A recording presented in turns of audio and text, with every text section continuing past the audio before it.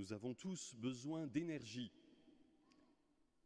Et en cette période un peu trouble, où il y a quelques restrictions au niveau de certaines pompes à essence, on peut se demander si nous aurons assez d'énergie pour continuer notre chemin.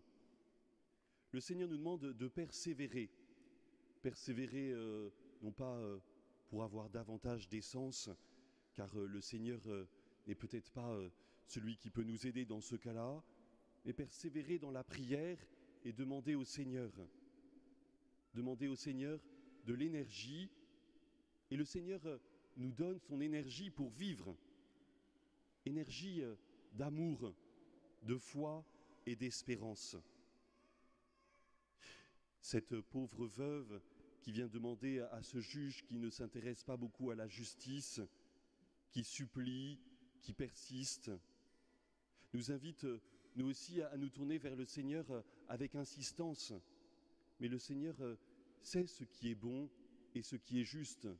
Et Jésus invite, dans cette parabole, à être attentif à la justice et à la justice de Dieu. Dieu est la source de la vie, source de l'amour. Et il nous invite à puiser justement cette énergie pour vivre et pour aimer auprès de lui. Bien sûr, nous pouvons demander beaucoup de choses au Seigneur, et nous avons raison de le faire. Mais soyons attentifs aussi à ce que le Seigneur peut et doit nous donner. Nous pourrions être déçus parce qu'il ne répond pas à nos attentes, parce qu'il ne vient pas résoudre tel ou tel problème, telle ou telle maladie, telle ou telle situation difficile. Et nous pourrions continuer de nous tourner vers le Seigneur avec insistance. Mais il vient toujours nous donner l'amour, l'espérance et la foi. Et peut-être même, justement, dans ces moments difficiles et dans les moments heureux, nous pouvons demander au Seigneur avec insistance qu'il augmente en nous l'amour, la foi et l'espérance. Espérance parce qu'il n'y a pas de solution trop difficile, parce qu'il n'y a pas de situation fermée. Et la résurrection du Christ vient nous ouvrir à une espérance infinie. La foi, c'est la confiance. Confiance dans cette présence du Seigneur qui est avec nous, qui nous soutient, qui est présent. Amour, amour du Seigneur qui est de toujours à toujours et qui vient faire aussi grandir notre amour. Comme dans les moments de difficulté, nous avons besoin de ces gestes de tendresse, d'attention, de bienveillance, d'amour. Oui, que le Seigneur fasse grandir en nous cet amour, cette foi et cette espérance. Il y a une dimension donc personnelle importante. Il y a aussi une dimension communautaire. Nous avons à vivre quelque chose aussi ensemble de cet ordre-là. Et il est important aussi de construire ensemble ce royaume de Dieu. La prière de la fin de l'Apocalypse vient aussi nous donner une clé particulière de la prière. Le dernier livre de la Bible finit ainsi: « Viens Seigneur Jésus ». Désir d'être avec le Seigneur, de le rencontrer et de continuer avec lui. Que ce soit aussi notre prière. Alors, qu'est-ce qui peut faire grandir chez nous et chez d'autres cet amour, cette foi et cette espérance? Dans quelques semaines, nous commencerons un parcours alpha sur l'espace missionnaire. Belle occasion de se poser la question du sens de notre vie et comment le Seigneur vient éclairer le sens de notre vie. Le Seigneur ne vient pas résoudre toute chose, il vient habiter de sa présence et nous donner justement cette foi, cette espérance et cet amour. Le parcours alpha en 10 soirées est une belle occasion d'approfondir ainsi le message du Christ et le sens de notre vie. Alors peut-être certains parmi nous, nous n'avons pas fait alpha et cette année peut être une belle occasion de vivre ce parcours, ces dîners fraternels, ces enseignements et ces temps d'échange. chaque lundi soir pendant 10 semaines. Peut-être nous avons aussi autour de nous des gens qui viennent peu dans nos assemblées dominicales et que nous pourrions inviter à découvrir aussi ce parcours alpha pour faire la rencontre peut-être avec le Seigneur, pour donner davantage de sens à leur vie, pour vivre aussi une expérience de fraternité, de partage et de bienveillance. Alors nous voudrions prendre un temps maintenant pour se dire, mais qui nous pourrions inviter? Nous allons regarder une petite vidéo qui nous stimule aussi sur cette invitation, mais nous pouvons penser peut-être qui nous pourrions inviter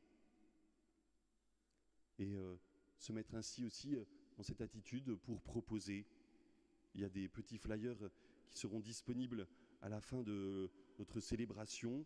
Nous pouvons en prendre quelques-uns pour les distribuer, pour prier aussi pour ce parcours, pour que certains aussi, par d'autres moyens, peut-être découvrent cet amour du Seigneur, cette présence de Dieu, pour se mettre ensemble à œuvrer pour faire grandir ce royaume de foi, d'espérance et d'amour. Alors regardons cette petite vidéo qui nous invite à être attentifs à nos voisins et à leur proposer ce parcours alpha.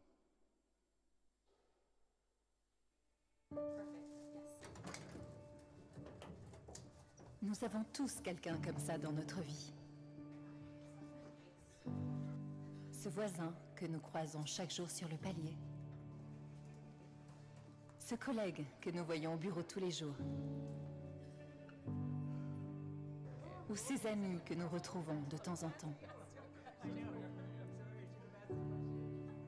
Nous aimerions qu'ils puissent connaître l'amour de Dieu. Comment le partager?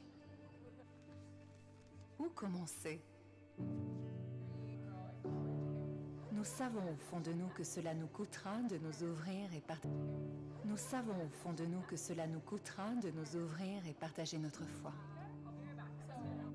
Cela demande du temps, de la vulnérabilité, un sacrifice. On risque de se faire rejeter.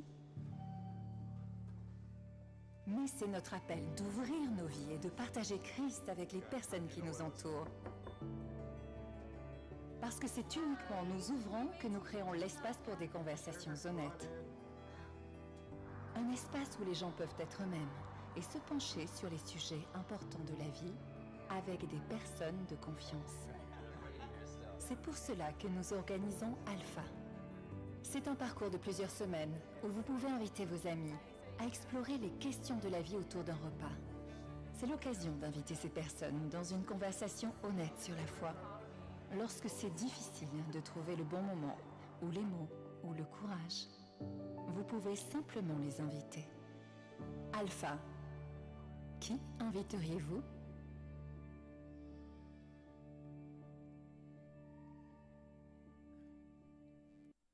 Cette semaine, l'Église nous invite aussi à prier pour la mission.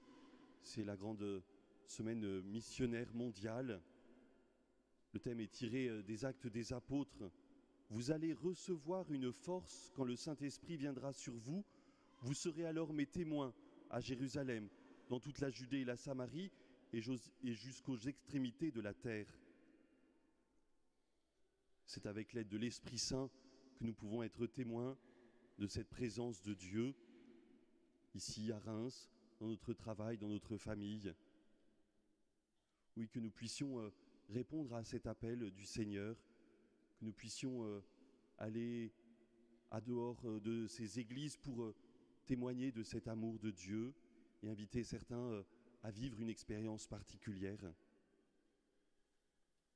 Aujourd'hui, ces familles qui viennent demander le baptême, une des choses qu'elles demandent au Seigneur, c'est que justement la foi, l'amour, l'espérance puissent être puisées sans cesse auprès de Dieu pour les enfants qui vont être baptisés et pour les membres de leur famille, pour nous tous et pour tous ceux qui nous entourent. Oui, Seigneur, que nous puissions sans cesse puiser auprès de toi, toi la source de toute énergie, la foi, l'espérance et l'amour, et viens nous aider aussi à proposer et à partager ta rencontre, ton expérience ta bonne nouvelle, toi qui veux habiter nos cœurs et faire grandir notre monde. Amen.